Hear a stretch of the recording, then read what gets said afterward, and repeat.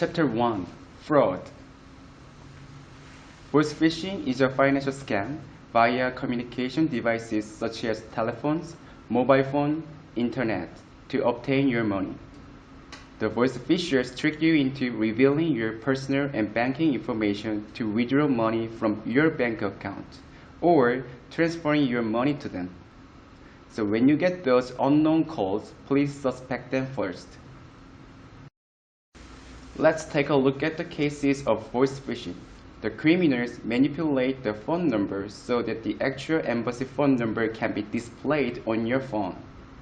When they reach you, the criminals introduce themselves as the embassy workers and tell you that you are in some kind of crimes. Then they demand your personal information and money. As for solving the trouble you are involved with, usually the victims become regretful after transferring their money to them.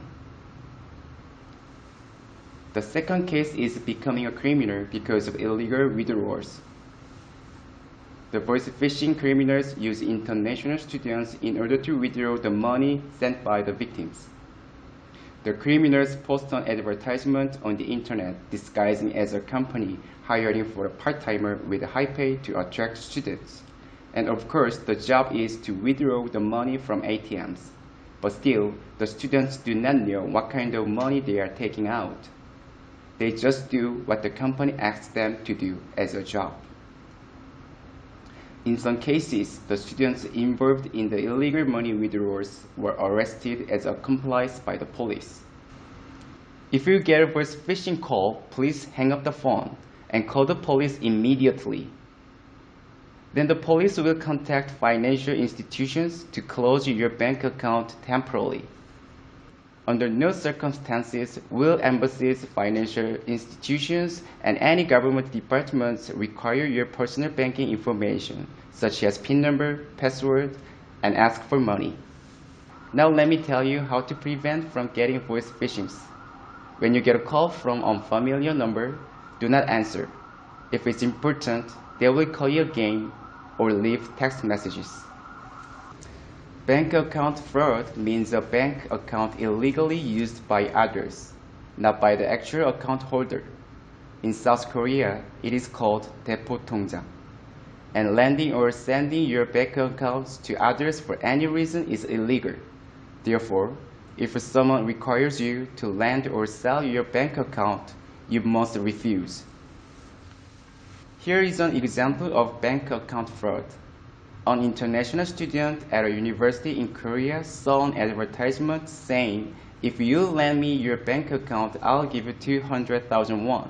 Unfortunately, the student ended up trading his bank account for 200,000 won. Few days later on, the student got arrested for violating the financial transactions. Again, bank account trading is illegal, and the penalty level is high. You can become an offender if you trade your bank account with others for some money. Chapter 2. Sex Crime. Sex crimes involve all the sexual acts committed without consent by one party, usually with force. All the physical, psychological, verbal, social violence of sexual nature enacted against other parties' intention is sex crime, which infringing one's self-discretion. Sex crimes include rape, sexual assault, sexual harassment, sexual battery, sexual abuse, child molestation, child pornography, and internet sex crimes. In most cases, sexual crimes are committed by acquaintances such as colleagues, family members, relatives, teachers, friends, and so on. And this is one of the main reasons which make it difficult for victims to report to the police or to tell someone close to them. Furthermore, they tend to think that it's all their fault. But please remember, whatever happens by force without your consent is never your fault. You did not do anything wrong. Facing a sexual crime, the victims become panic. And this is why we should be mindful of how we cope with it. Now, let me share with you a good example of how to cope with sex crimes occurred at work.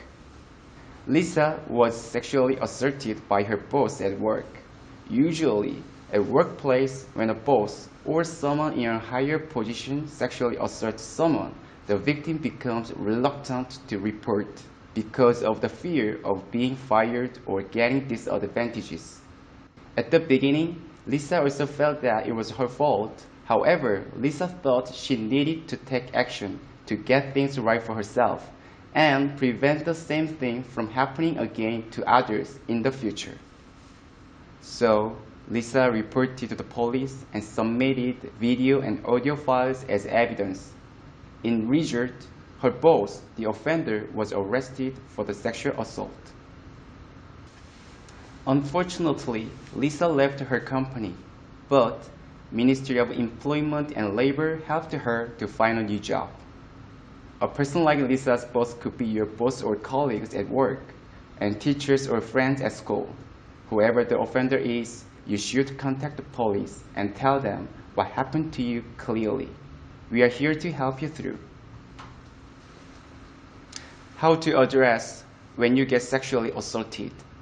First, try your best to stay calm and look around to see if there is anyone who can help you out. Second, if you are unable to call the police, you can also use 112 emergency report application. Sex crimes must not be committed to anyone, but if it happens, please make sure to call the police immediately and let them know. Additionally, if you get sexually abused, try not to take a shower right away because the important evidence of the crime will be cleansed off. Do not wash your underwears either. The evidence will give us clearer information and reason to punish the offender firmly. Korean government provides psychological consultation with professionals, sheltered housing, public defender, legal support and medical expenses to the victims of sex crime. Please contact the police. They will definitely help and protect you. Chapter 8. Part-time work of international students. In Korea, international students are allowed to work only part-timer after getting a work permit from the Korea Immigration Service. However, it is prohibited to work at places like karaoke hostesses, manufacturing industry, high-tech industry labs, and personal tutoring, even if it is a part-time job. If you are permitted to work by the Korea Immigration Service, you should work the duration of time set for the international students. Maximum 20 hours a week for undergraduate and language school students. Maximum 30 hours a week for postgraduates and PhDs. Their work permits last for 1 year, but it can be renewed during the period of attendance at school, provided that 70% completion of the semester and average grade of B or above. If you are not an international student, the type of visa you obtained will decide whether you can work in Korea or not. Working holiday visa can work within the designated field. As I mentioned earlier, international students can work part-time in Korea. For others, please consult with the Korea Immigration Service as the type of visa you hold decides whether you can work in Korea or not. The most important thing is you must obtain a work permit from the Korea Immigration Service before you start working. You will be charged for illegal profit-making activities otherwise.